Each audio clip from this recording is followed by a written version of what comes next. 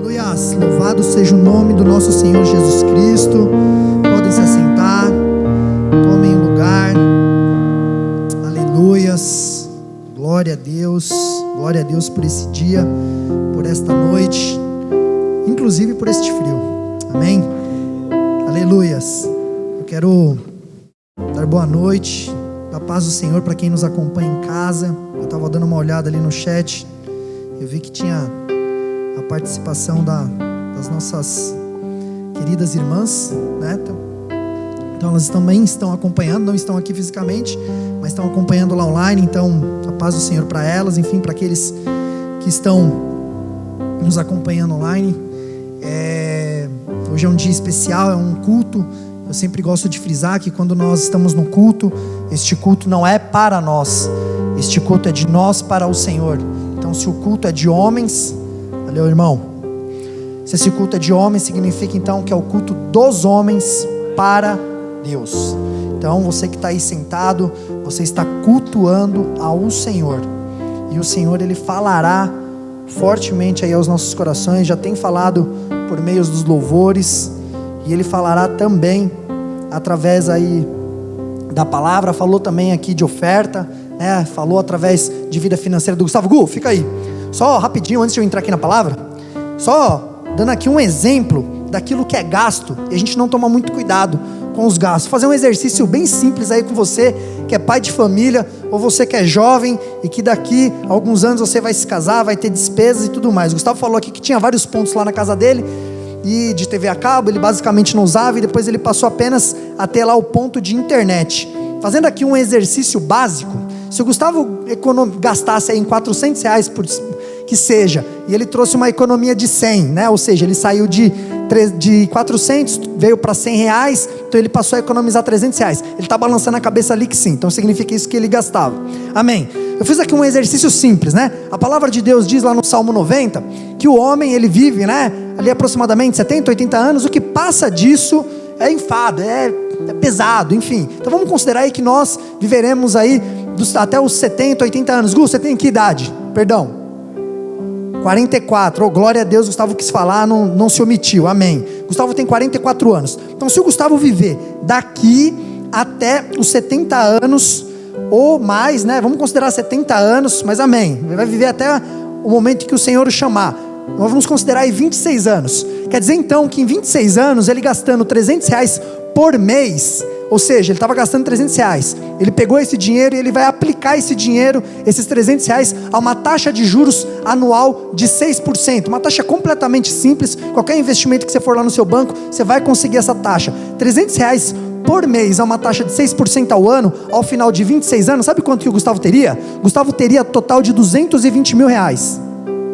Olha o quanto que ele gastaria de TV a cabo sem usar. Então, Denis, por que você está falando isso?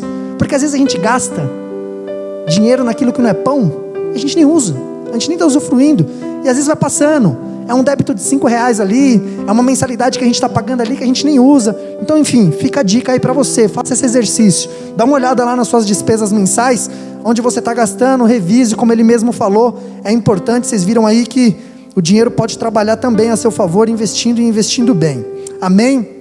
Glória a Deus. Não é isso que eu quero falar. A palavra de vida financeira aí foi da parte do Gustavo. Gustavo nos ensinou aí, trouxe um ensinamento muito poderoso. Louvado seja o nome do Senhor pela vida dele. Mas eu quero compartilhar com vocês uma palavra hoje acerca de santidade. O nome dessa palavra é chamados para santidade. Está aí a chamada, chamados para a santidade. A gente vai explorar um pouquinho mais acerca de santidade, o porquê da palavra santidade, por que Deus chama a nós que somos homens a sermos santos, por que é importante nós buscarmos a santidade, por que Deus ele clama por isso. Deus na verdade clama não, mas Deus pede por isso, e nós devemos clamar para Ele, para que Ele nos ajude a sermos santos como Ele é santo, a termos santidade, a praticarmos isso, porque só assim a gente vai vencer e a gente vai viver aquilo que o pastor falou lá no início. Hoje a gente vê as mulheres muito mais à frente, as mulheres muito mais dispostas, muito mais querendo, as mulheres não tão propícias ao pecado como nós homens, de fato, temos vivido isso, né? Homens aí realmente sofrendo com a questão da pornografia, a questão da mentira, a questão da omissão, o homem perdendo ali aquilo que foi dado desde o Éden, que foi dada a ordem. Deus, quando Ele criou o homem, a sua imagem e semelhança, Deus deu uma ordem, falou: a você, homem, irá governar sobre todas as criaturas, sobre tudo. E tem homem hoje que não está governando a sua própria vida e muito menos a sua casa. Então hoje é dia de restauração. Então eu sei que agora são 9h25 da noite, nós começamos aqui o culto aí aproximadamente 8 horas da noite. Sei que vocês já estão aqui há alguns minutos, mas que você abra o seu coração, você abra a sua mente para receber acima de tudo. Não sou eu que vou falar, mas é da parte do Senhor, por meio da palavra dele, é a palavra de Deus. Eu quero então que você receba, e eu quero pedir para os meus discípulos que sentem aqui na frente. Natan já está ali, Vini já está aqui, cadê Vitor e Yuri? Vitão já está aqui no meu lado, está colado. Yuri, senta aqui por gentileza, amém? Sei que você está ouvindo aí da mesma forma, porém aqui você vai ouvir melhor. Então, em nome de Jesus, eu quero pedir para Andriele, você vai trabalhar bastante hoje, hein? Vamos lá.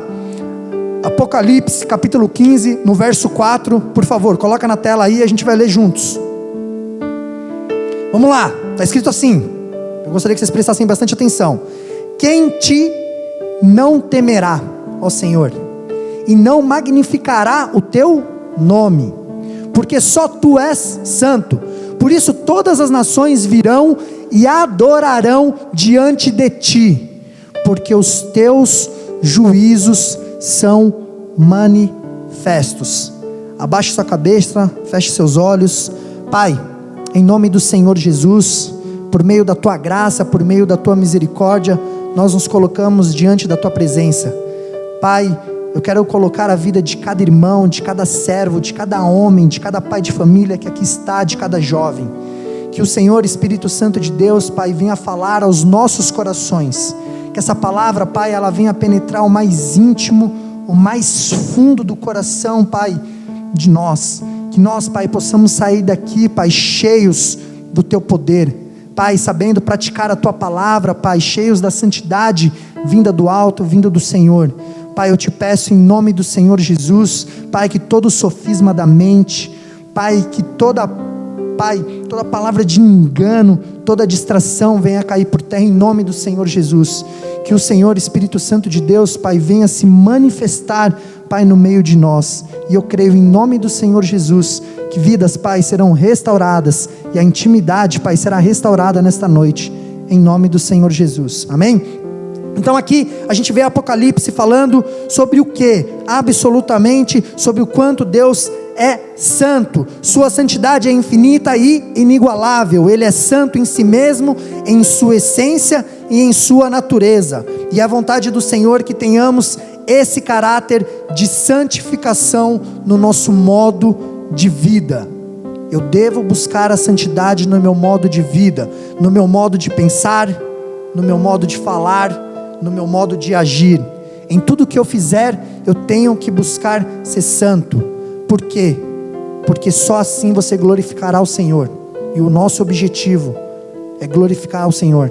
O objetivo de Deus é que a glória dele se manifeste através de nós. Eu não consigo manifestar a glória de Deus se eu não estiver em santidade. Você não vai conseguir viver aquilo que o Gustavo falou, que quando nós buscamos ao Senhor, quando nós buscamos servi-lo, e Ele vai acrescentando todas as outras coisas. Quando nós buscamos o reino, você não consegue buscar o reino se você não tiver santidade. É impossível isso. Mas o que é santificação? Vamos lá, se você nunca ouviu falar o que é santidade, o que é santificação, a gente vai aprender nessa noite. Santificação é o processo que leva o homem à realização, prestem atenção, a realização dos propósitos de Deus para a sua vida. E além disso, habilita a progredir, ou seja, a crescer, a caminhar em busca da perfeição moral e espiritual de quem? De Cristo. Mediante a presença e o poder do Espírito Santo que nele habita. Ela ocorre na medida da... Como que ocorre a santificação? Na medida da dedicação do crente em se manifestar através de um caráter marcado.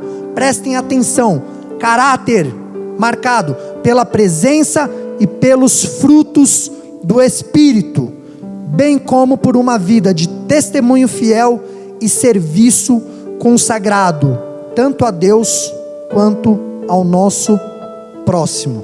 Então isso é santificação. Fomos chamados para sermos embaixadores do reino de Deus. Representamos um reino glorioso, majestoso e, acima de tudo, amoroso. Deus é amor. Tem uma igreja que chama Deus é amor, né? Glória a Deus pela denominação, enfim. Mas Deus é amor mesmo. Eu quando via, né, a igreja, quando eu não era crente, eu via lá Deus é amor, achava, nossa, o nome dessa igreja é interessante, mas Deus é amor mesmo. Deus é amor mesmo. Não podemos deixar nada menos, desejar menos do que isso. Ou seja, não podemos desejar nada menos do que isso. A santificação acontece no interior, quando deixamos Deus trabalhar em nosso coração. Se você hoje tem dificuldade em andar em santidade, um dos grandes motivos é porque você ainda não deixou Deus entrar no seu coração. Então eu quero que desde já, você aí sentado, você já comece a falar ao Senhor. Permita que Ele entre no seu coração desde já, para que a santidade dEle se inicie na sua vida. Coloca por gentileza, Andriele, Colossenses capítulo 2, versos 6 e verso 7. Vamos lá. Como pois recebestes o Senhor Jesus Cristo, assim também andai nele. Segura aí. Esse andai nele quer dizer que eu tenho que caminhar como Ele caminha. É andar como Ele, andai nele, andar como Cristo anda. Pode seguir. 7. Prestem atenção. Estou falando muito presta atenção, mas é porque é para prestar atenção mesmo. Enraizados e edificados nele, e confirmados onde? Na fé. Assim como fostes ensinados, nela abundando em ação de graças. Glória a Deus. Billy Graham, um dos maiores evangelistas que já existiu, certa vez disse: a Bíblia que seu vizinho lê é você. E aí eu quero te fazer uma pergunta, e você responde para si mesmo aí, responde para o Espírito Santo, responde para a sua consciência, responde para a sua mente. Qual a Bíblia que o seu vizinho tem lido? Ela tem lido de Gênesis e Apocalipse? Ela tem lido lá os 4 evangelhos? Ela tem lido lá os frutos do Espírito? Então fica aí essa pergunta. Pastor inglês Donald Gee, autor do livro que conta a história do movimento pentecostal na Europa no século 21, certa vez disse, presta atenção: santificação é a semelhança do caráter de Cristo, é o efeito real da salvação através do qual a própria vida de Cristo permanece para sempre na vida e no caráter do crente. Isso que eu acabei de falar está muito longe de mentira, está muito longe de palavrão, está muito longe de palavra torpe. Ô irmão, você que é crente, ficar falando palavra torpe, ficar falando palavrão, está errado. Independente do lugar onde você esteja. A palavra de Deus diz que nós somos cobertos por uma nuvem de testemunhas. Você pode ter certeza que alguém vai estar ouvindo. Eu já contei isso uma vez, eu quero repetir, acho que foi no culto dos jovens, eu não lembro agora. Certa vez eu estava lá em Perus, lá próximo de casa, e eu estava indo, e tinha um carro voltando, estava um trânsito assim absurdo, e a senhora que estava no carro, ela estava no HB20, e ela deu uma empacada, e ela parou bem do meu lado, na outra mão, e como estava o sinal aberto, os carros estavam buzinando, e ela ficou desesperada, deixou o carro morrer. Eu abaixei meu vidro e falei: tá tudo bem com a senhora? O carro está com problema? Ela: não, meu filho, não consigo sair do lugar. Eu coloquei meu carro lá no ponto morto, fui lá, puxei o freio de mão, enfim, fui lá, dei a volta, segurei o carro, deixei o carro ali, parei o trânsito que estava atrás de mim, falei para ela assim: se acalma, puxa o freio de mão da senhora, coloca a primeira, vai acelerando e tirando o pé da embreagem. O carro vai fazer um movimento de subida, a senhora vai soltar o freio de mão, o carro vai andar. Ela fez esse movimento e saiu. Essa senhora, ela ficou abanando a mão assim, ó, com tanto agradecimento. Ela saiu assim no rosto com alegria. Eu entrei no meu carro, o rapaz que estava do outro lado, que era um mecânico, ele virou e falou assim: parabéns, rapaz, pela tua atitude. Por que eu estou falando isso? Se amanhã ou depois essa senhora que mora lá, ou estava passando por Perus, se ela estiver aqui no Jaraguá e ela receber um convite de alguma irmã daqui da nossa igreja para ir numa célula, ou para aqui vir nos visitar, e eu estiver aqui com o microfone pregando, ou falando, ou estando aqui simplesmente ao lado de vocês, ela vai se lembrar daquele dia. Ela vai falar: nossa, esse rapaz é aquele rapaz que me ajudou, aquele rapaz que foi atencioso. Ali ela leu a Bíblia. Então é isso que eu quero falar para você nessa noite. Toma muito cuidado com as suas atitudes, com aquilo que você fala, com aquilo que você faz. Seja Jesus aonde você estiver. Seja uma cópia de Jesus. Uma vida de santidade cheia do Espírito Santo se mantém distante dessas coisas que eu acabei de falar: intriga, fofoca, palavrão, palavra torpe. Romanos capítulo 8, no verso 9, por favor, Andriele. Vós, porém, não estáis na carne. Prestem atenção. De novo. Vós, porém, não estáis na carne. Eu não estou falando para quem está lá fora. Estou falando para crente. Se você sentou aqui, você está dentro de uma igreja, você veio para ouvir a palavra de Deus. E a palavra fala que quando você recebe a Cristo, você entrega a sua vida para Cristo, você não está mais na carne. Olha onde você está agora. Mas no Espírito.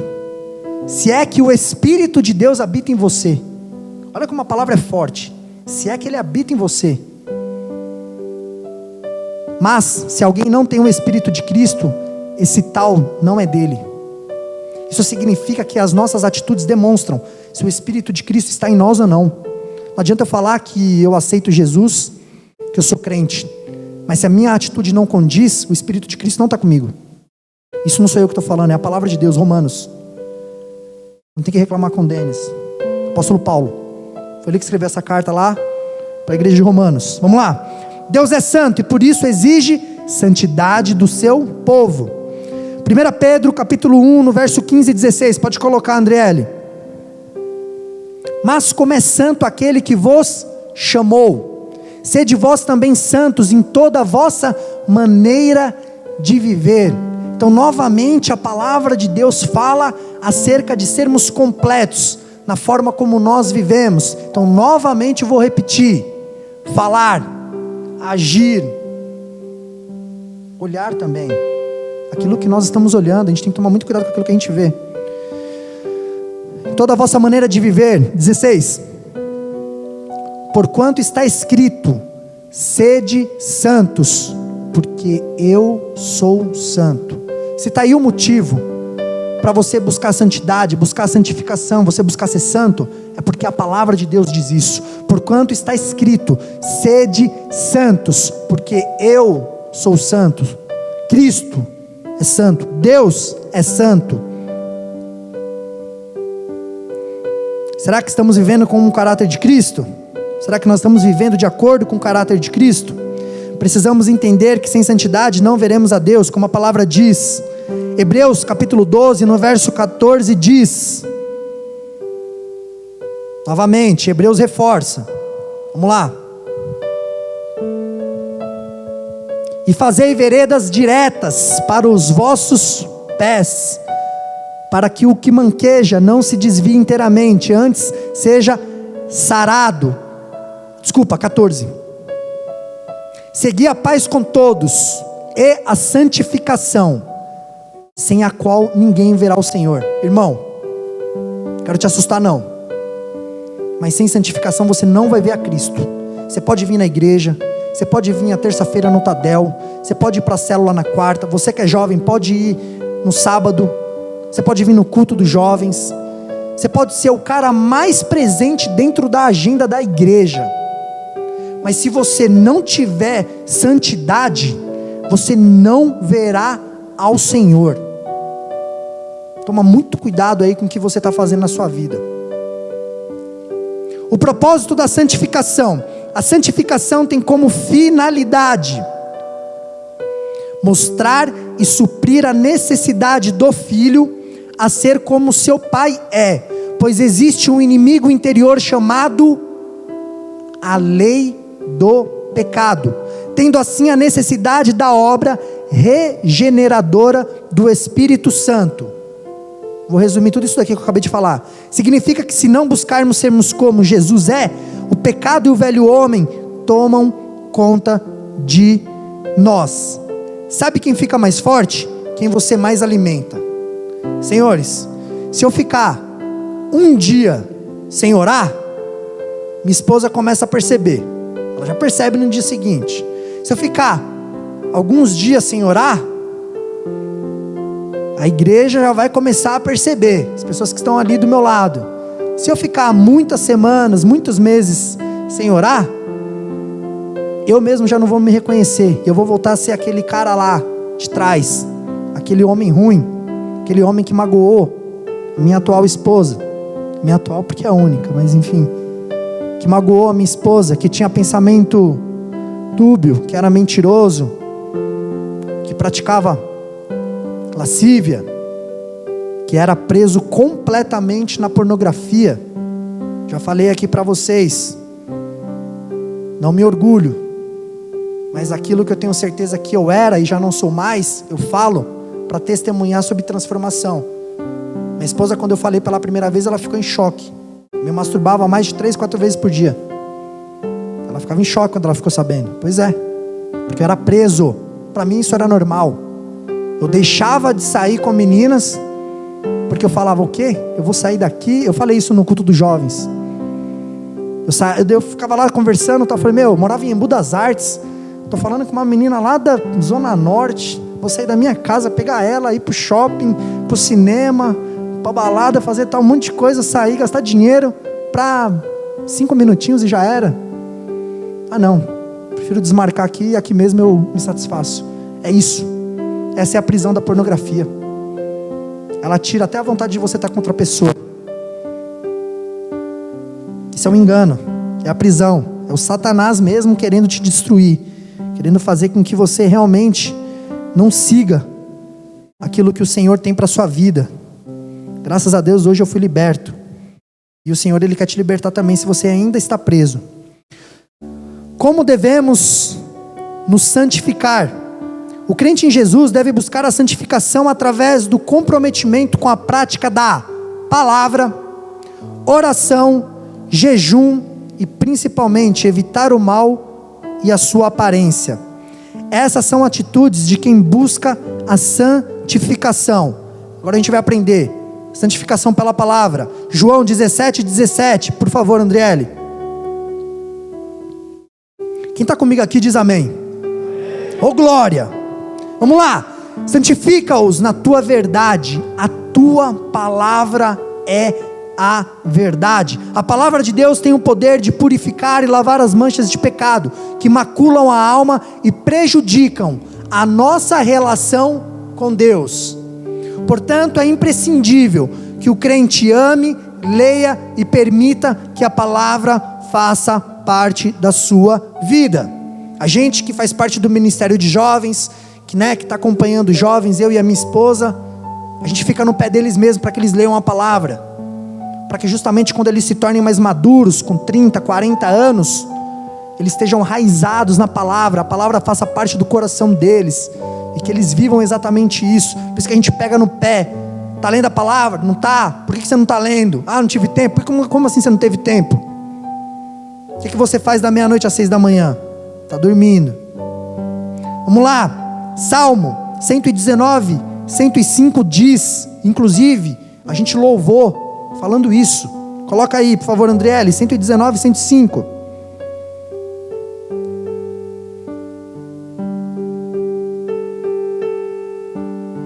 Se não ler aqui, não tem problema. Lâmpada para os meus pés é a tua palavra, e luz para o meu caminho. Agora eu quero te perguntar nessa noite, e você responde aí para si mesmo: quem você tem deixado iluminar os seus passos? É a palavra de Deus ou outra coisa? Vale a pergunta, vale a reflexão, vale você pensar. Vamos lá, então a gente viu santificação pela palavra. Agora a gente vai ver a santificação pelo sangue de Jesus, pelo sangue de Cristo. Hebreus capítulo 13, no verso 12, fala, coloca aí por favor, diz que você ia trabalhar hoje bastante, e por isso também Jesus, para santificar o povo, pelo seu próprio sangue, padeceu fora da porta. Sobre o sangue de Jesus repousa toda a nossa pureza e vitória.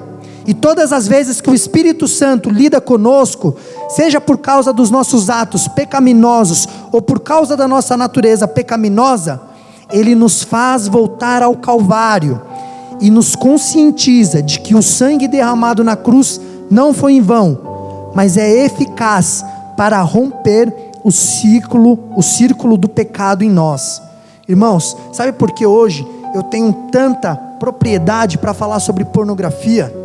Porque toda vez que eu me lembro, quando eu vejo uma pornografia, eu estou pecando contra o Senhor, eu estou pregando mais um prego naquela cruz, eu estou ignorando o sangue que Cristo derramou por mim. Então isso, o próprio Espírito Santo me conscientiza, para que eu não venha pecar novamente. Vamos lá. Santificação pelo Espírito Santo, 2 Tessalonicenses, capítulo 2, no verso 13. 2 Tessalonicenses, capítulo 2, verso 13. Mas devemos sempre dar graças a Deus por vós, irmãos amados do Senhor, por vós ter Deus elegido desde o princípio para a salvação. Prestem atenção agora. Em santificação do Espírito e fé da verdade. Glória a Deus. Em Efésios, no capítulo 4, Paulo dá algumas características de como viver uma vida em santidade na prática. E aí eu quero detalhar do verso 17 até o verso 24 com vocês, irmãos. Eu quero que você guarde aí no seu coração cada detalhe de cada versículo que a gente vai explorar aqui, do 17 ao 24. Vamos lá. 17, a gente vai bem devagar.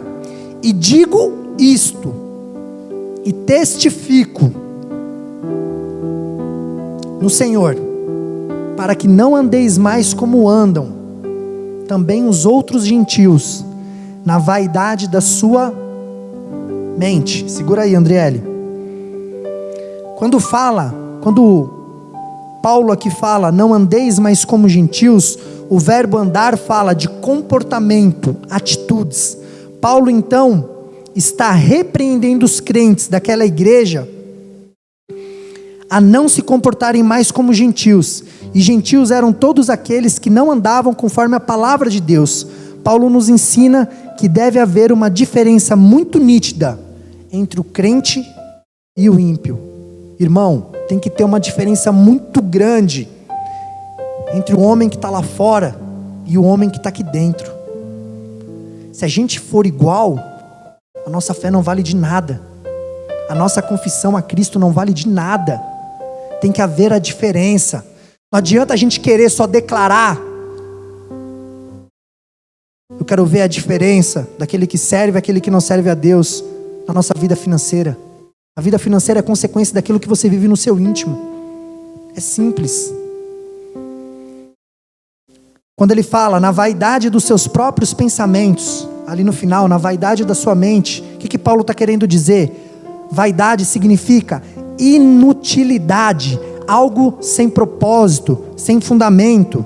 Os gentios andavam segundo as suas próprias vontades e para fazer seus próprios desejos. Em contrapartida, o crente tem que viver para glorificar a Deus em todas as suas áreas, ou seja, todas as áreas da nossa vida. Nós devemos viver para a glória de Deus. Na minha casa, no meu trabalho, no meu relacionamento com a minha família que é ímpia, eu tenho demonstrado para a minha família que é devota de Aparecida do Norte, o quanto eu amo a Cristo. A minha família hoje vê a diferença daquele que serve e aquele que não serve. Quando eu casei com a minha esposa, E quando eu casei com ela, eu aceitei Cristo para isso, para casar com ela. Eu não entendia quem era Cristo, não entendia quem era Deus, não entendia que era Espírito Santo, não sabia nada disso. A minha família achava que eu estava casando com a Daiane porque ela estava grávida. Foi por esse motivo. Só que a gravidez dela não durou 9 meses. Durou praticamente 7 anos. A gente teve um filho agora há 1 ano e 2 meses. Então eu não casei com ela por causa de gravidez. Eu casei porque eu a amava. Eu a amo ainda. Eu vou continuar amando. E hoje, passados 7 anos, eu e mais uma tia minha somos os únicos que ainda estamos casados. A maioria dos meus familiares já são divorciados, são separados, já tem mais de um marido, mais de uma esposa. Então essa é a diferença que as pessoas precisam ver em nós. No 18, coloca por favor, Andriele. Entenebrecidos. Isso daqui é para pegar, hein, quem está pregando a palavra. Por isso que a gente tem que ler bem antes. No entendimento, separados da vida de Deus pela ignorância que há neles e pela dureza do seu coração. Vamos detalhar esse versículo. O que está falando aqui? Quando aqui Paulo fala separados da vida de Deus, Paulo nos faz entender que o gentil, por estar separado de Deus, ele não consegue entender o que a palavra ensina sobre uma vida santa e irrepreensível diante de Deus. Só que, ao contrário, ou em contrapartida, nós que somos crentes, vivemos uma vida com a mente voltada para as leis de Deus, sendo aperfeiçoados pelo Espírito Santo para conhecer a boa, perfeita e agradável vontade de Deus. É assim que deve ser o comportamento de um crente. É assim que deve ser o seu comportamento, irmão. É assim que deve ser o meu comportamento também. Quando ele fala pela dureza do coração, sabe o que Paulo está querendo dizer aqui? Esse texto nos faz entender que os gentios são duros de coração, porque estão envolvidos e enganados pelo pecado, que não conseguem permitir que a palavra de Deus entre em suas mentes. Infelizmente tem muitos homens dentro da igreja que, devido ao seu envolvimento com o pecado, o seu coração tem se endurecido. E a palavra que é pregada, ela não tem entrado na mente, não tem entrado no coração. Irmão, essa noite é uma noite que o Senhor quer restaurar a sua intimidade com Ele. Essa noite que o Senhor, Ele quer quebrar, despedaçar toda a dureza do coração. É nessa noite que o Senhor, Ele quer apartar o pecado da sua vida. Todos os dias nós temos a oportunidade de nos arrependermos. Todos os dias, quando o sol nasce, é como se uma folha de sulfite em branco é dada a você, e você tem a oportunidade de escrevê-la, de acordo com a lei de Deus, ou com a lei do gentio que está lá fora. 19, fala assim: os quais, havendo perdido todo o sentimento, se entregaram à dissolução, para com avidez cometerem toda impureza. Denis, o que Paulo está querendo dizer aqui? Não entendi nada. Quando Paulo fala havendo perdido todo o sentimento, Paulo revela que os gentios não possuem a sensibilidade do Espírito Santo, que testifica ao nosso espírito que somos filhos de Deus. Os gentios perderam a vergonha dos seus atos. É como alguém que não sabe diferenciar água potável de água de esgoto. É exatamente assim. É exatamente assim que o gentio faz. Quando a palavra fala aqui, cometendo com avidez, talvez você nunca tenha ouvido essa palavra avidez, você está ouvindo hoje pela primeira vez. A palavra avidez fala de desejo. Os gentios sentiam desejo, sabe de quê? Pecar. O gentio gosta de pecar. O gentio ama o pecado. Eles ansiavam pelo pecado. Mas sabe o que o crente anseia? Sabe o que o crente tem? Fome de Deus. Salmo, capítulo 42, no verso 1, Andriele, coloca para mim, por favor. O que o Salmo 42 fala? Assim como o servo brama pelas correntes das águas, assim suspira minha alma por ti, ó Deus. Talvez a tua alma não esteja suspirando por Deus. Talvez a sua fé esteja enfraquecida. A sua fé esteja encoberta por conta das suas escolhas, por conta daquilo que você tem enfrentado de dificuldade na sua vida. E o diabo tem colocado opressão, tem colocado peso, tem tirado a alegria do Senhor da sua vida, tem tirado a alegria de você estar na presença dEle. Mas se você está aqui nessa noite, Deus Ele quer te curar, Deus Ele quer te sarar, Deus quer restaurar a sua santidade. Vamos lá para o 20 e 21, já estou terminando. 20 e 21, fala.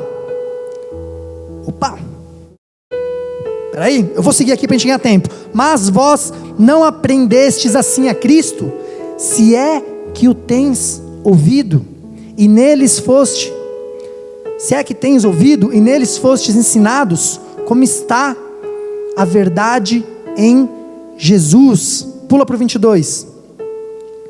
Que quanto ao trato passado, vos despojeis do velho homem, que se corrompe pelas concupiscências do engano. Segura aí. Paulo fala que os crentes não podem andar ou viver uma vida vestidos do velho homem.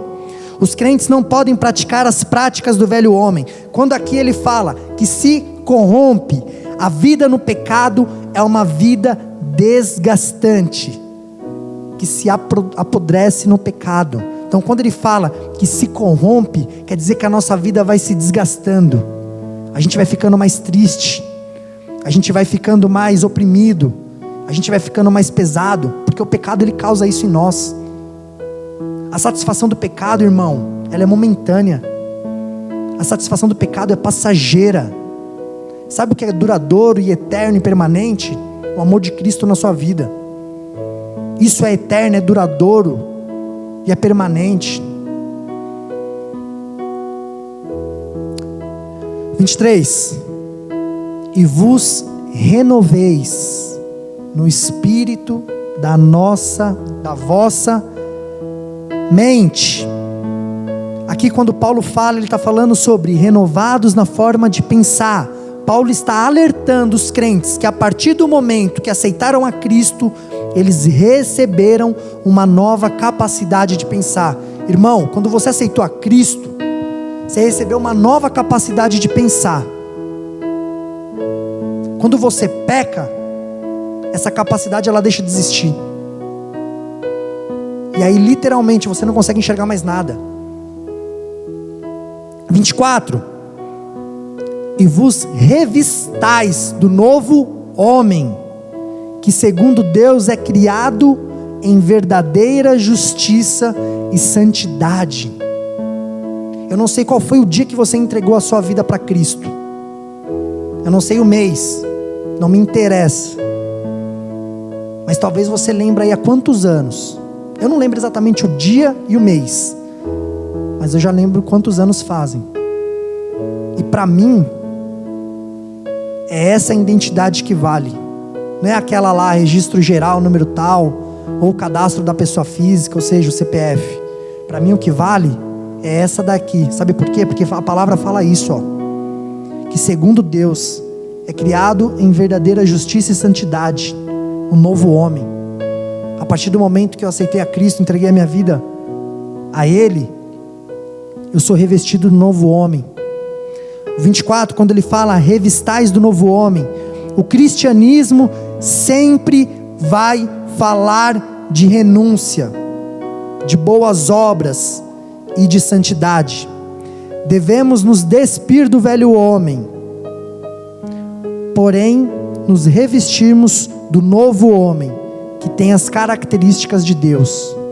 Irmão, não adianta você simplesmente deixar de fazer o que você fazia na época do mundo e você não fazer aquilo que é novo, aquilo que lhe é apresentado é novo. Você só vai renovar a sua mente se você colocar coisas novas nela, se você ler a palavra, se você passar a orar, Você vai orar 10 minutos, você vai orar 15 minutos, você vai orar 20 minutos, 30, daqui a pouco você está orando 1, 2 horas.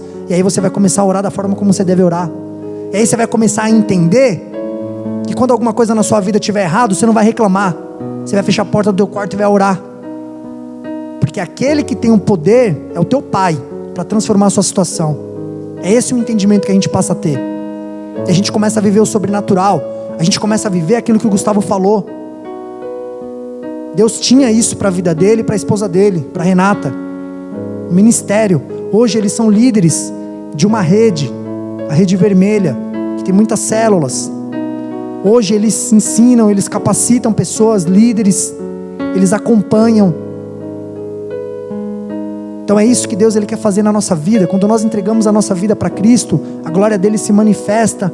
As pessoas que estão à nossa volta, elas são impactadas, elas começam a testemunhar aquilo que nós estamos vivendo, e Deus começa a operar. Como é que eu vou ganhar o meu vizinho, sendo que a minha vida está pior do que a dele? Deus ele quer receber você da forma que você está, mas Ele não quer que você continue dessa forma. Ele quer te restaurar, Ele quer mudar você. E a mudança não é de fora para dentro, né? Antes de Jesus eu tinha um cabelo comprido e eu cortei, sou um velho homem. Não. Essa mudança não é física. Essa mudança é de dentro para fora. Quem é você quando ninguém está olhando? Algumas pessoas esquecem que Deus vê todas as coisas. Podemos nos esconder de nossos pastores, de nossos líderes, dos nossos irmãos da igreja, dos nossos pais, para aqueles que são jovens, dos nossos vizinhos e amigos. Para todas essas pessoas podemos ser um exemplo de conduta. Mas qual o nosso caráter quando ninguém está olhando? Quantos aqui são casados? Levanta a mão. Glória a Deus. A maioria é casado. Quem não é casado é jovem e um dia vai casar, e eu quero que você guarde esse ensinamento para a sua vida e carregue isso para o resto da sua vida. Quero te dar um conselho. Um marido sábio, grava isso no seu coração. Um marido sábio, ele ama a sua esposa em todo tempo, e na ausência dela, ele se comporta como se ela estivesse ao seu lado. Eu vou repetir. Um marido sábio ama a esposa em todo tempo, 24 horas. E na ausência dela, ou seja, quando ela não está do lado dele, ele se comporta como se ela estivesse. É como se eu tivesse deixado a minha esposa em casa, estou andando no carro e passa uma mulher. Sabe por que eu não olho? Porque a minha esposa está do meu lado no banco. Porque eu a amo, eu tenho uma conduta. Isso é nós buscarmos sermos totalmente retos quando ninguém está olhando. Então guarda isso daí para sua vida, varão. Guarda isso aí para sua vida, marido. Guarda isso para sua vida. Dê valor à sua esposa. A sua esposa é o seu bem precioso. Sabe qual é o nosso primeiro ministério? Não é aqui pregar, não é aqui vir acompanhar ali os carros, limpar a igreja, pregar a palavra de oferta, pregar aqui a palavra para vocês. Meu primeiro ministério é dentro da minha casa. O que me habilita a estar aqui é o meu relacionamento, meu dia a dia com a minha esposa. Ela é que testemunha, ela é que testifica, ela é que valida, ela é que assina embaixo para falar: ó, o Denis tem capacidade de estar lá em cima falando o que ele está falando, porque ele cumpre aquilo que ele está fazendo em casa. Aleluias. Quando olhamos para a palavra, vemos um homem que era fiel a Deus. Estou acabando, irmãos. Me dá só mais 5 minutinhos aí. Isso vai ser poderoso para a sua vida. Não fica ansioso para querer ir embora, não. Eu sei que amanhã é sábado. Talvez alguns vão trabalhar, outros vão descansar. Então, glória a Deus. Se você vai descansar, você não vai se importar de ficar mais 5, 10 minutos aqui. É poderoso aquilo que Deus tem separado para você. E a gente vai ver aqui na vida de um homem de Deus o quanto poderoso é isso. Vamos lá. Quando olhamos para a palavra, vemos um homem que era fiel a Deus, mesmo quando ninguém estava olhando. Esse homem foi Gideão. Bom nome para colocar no filho aí, quem pretende ter filho ainda. Quem podemos ver no capítulo 6 de Juízes. Gideão foi escolhido por Deus porque estava agindo de forma firme contra os medianitas e confiando em Deus, mesmo quando ninguém estava olhando. Quando o anjo veio falar com Gideão, ele estava malhando trigo no lagar. Lagar é o lugar onde as uvas são pisadas para fazer o vinho. Era lá onde Gideão estava, que ele era fiel a Deus. Não importavam as circunstâncias, mesmo arriscando a vida, Gideão continuava fiel. Por este motivo o Senhor o chamou de poderoso guerreiro. Gideão não murmurou, mas perguntou e buscou pela providência de Deus que os antigos falavam. Coloca para mim aí, por gentileza, Juízes capítulo 6, verso 25 ao verso 28, Andriele. Vamos lá, irmãos, comigo. E aconteceu naquela mesma noite que o Senhor lhe disse: toma o boi que pertence a teu pai, a saber, o segundo boi de 7 anos, olha como Deus foi específico, e derruba o altar de Baal. Entendam, o povo de Israel estava numa idolatria pesada, profunda, que é de teu pai, e corta o bosque que está ao pé dele. 26. E edifica ao Senhor o teu Deus um altar no cume deste lugar forte. No lugar conveniente toma o segundo boi, e oferecerás em holocausto com a lenha que cortares do bosque. 27. Então Gideão tomou 10 homens dentre os seus servos e fez como o Senhor lhe dissera. E sucedeu que, temendo ele a casa de seu pai e os homens daquela cidade, não fez de dia, mas fez de noite. Segura aí. 28. Levantando-se, pois, os homens daquela cidade de madrugada, eis que estava o altar de Baal derrubado, e o bosque estava ao pé dele, cortado, e o segundo boi oferecido no altar, que fora edificado. Glória a Deus. Percebam que o caráter de Gideão, mesmo na dificuldade, arriscando a vida, ele não desistiu de confiar no Senhor e agir de forma que agrada a Ele, mesmo quando ninguém estava olhando. Ele fez aquilo de noite. Mas à frente vemos Gideão liderando milhares de homens contra os midianitas. Deus mandou Gideão descer com 10.000 homens para beber água. Gideão já havia mandado 22.000 covardes irem para casa, mas o Senhor sabia que ainda havia os que eram covardes, até mesmo para assumir que eram covardes. Mas qual o significado daquela descida até a água? Deus queria testar o caráter daqueles 10.000 homens. Juízes capítulo 7, 1, por favor, Andriele. Então Jerubaal, que é Gideão, se levantou de madrugada, e todo o povo com ele e se acamparam junto à fonte de Arode, de maneira que tinha o arraial dos midianitas para o norte, no vale perto do outeiro de Moré. 2. E disse o Senhor a Gideão: muito é o povo que está contigo para... É o Senhor falando isso para Gideão, prestem atenção. Muito é o povo que está contigo para eu dar aos midianitas em sua mão, a fim de que Israel não se glorie contra mim, dizendo: minha mão me livrou. 3. Agora, pois, apregou-a aos ouvidos do povo, dizendo: quem for medroso e tímido, volte e retire-se apressadamente das montanhas de Gileade. Então voltaram do povo 22.000 e 10.000 ficaram. 4. E disse o Senhor a Gideão: ainda há muito povo, faze-os descer às águas, e ali os provarei. E será que daquele de que eu te disser, deste irá contigo, este contigo irá. Porém de todo aquele de que eu te disser, este não irá contigo, esse não irá. E fez descer o povo às águas. Então o Senhor disse a Gideão: qualquer que lamber, prestem atenção, qualquer que lamber as águas com a sua língua, como as lambe o cão, esse porás à parte, como também a todo aquele que se abaixar de joelhos a beber. E foi o número dos que lamberam, levando a mão à boca, 300 homens, e todo o restante do povo se abaixou de joelhos a beber as águas. 6.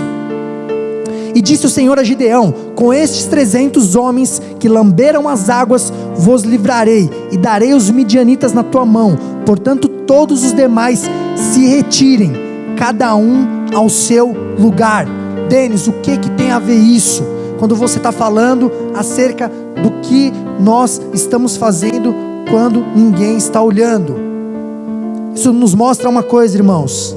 Esses homens, eles estavam em uma guerra, e ali quando o Senhor fala para que eles vão ali beber a água, esse momento de beber a água, era como se fosse um momento de lazer, um momento de descontração, um momento de, como que eu posso dizer, de baixar a guarda, né? Digamos assim, eles estavam ali no momento de relaxar, de simplesmente esquecer daquilo que estava acontecendo. Ao beber a água, eles eram eles mesmos, com seus costumes. Beber a água era um momento para relaxar e esquecer um pouco das dificuldades. É nesse momento que Deus escolhe aqueles que não baixaram a guarda e continuaram atentos. Só para exemplificar, eu tinha uma imagem, eu esqueci de passar para a Andriela essa imagem, mas é basicamente assim: aqueles homens que não foram escolhidos, eles baixaram para beber a água como se fossem animais, como se fosse um cachorro que coloca o pescoço e coloca praticamente o corpo inteiro.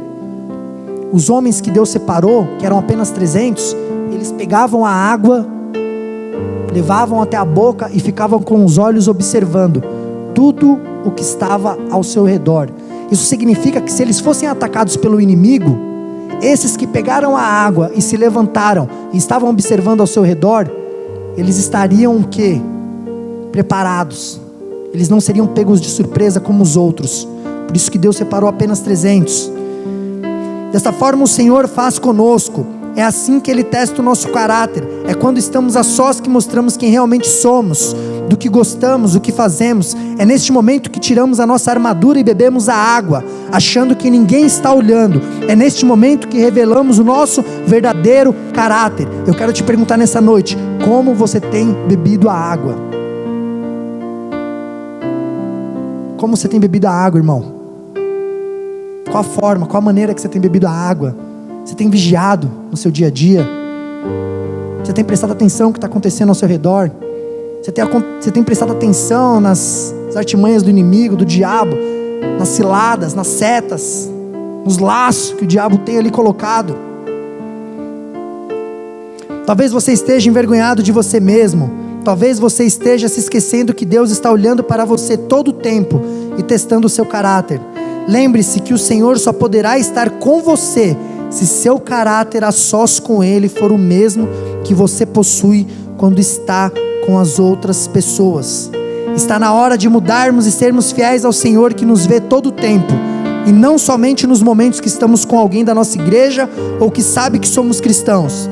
Já está na hora de estarmos atentos à batalha para que o Senhor nos veja e nos use. Examine a si mesmo, veja onde você tem pecado, peça perdão a Deus e abandone a prática do pecado. Busque a santificação, assim santificará o nome de Deus através do seu testemunho. Preste atenção, Deus usa apenas aqueles que se santificam. Talvez você se pergunta aí: por que Deus não me usa? Por que eu não prego a palavra? Por que eu não tenho uma oportunidade?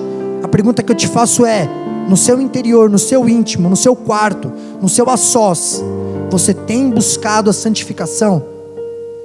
Talvez seja por isso que você não está sendo usado. Talvez seja por isso que Deus não tem te usado. Amém?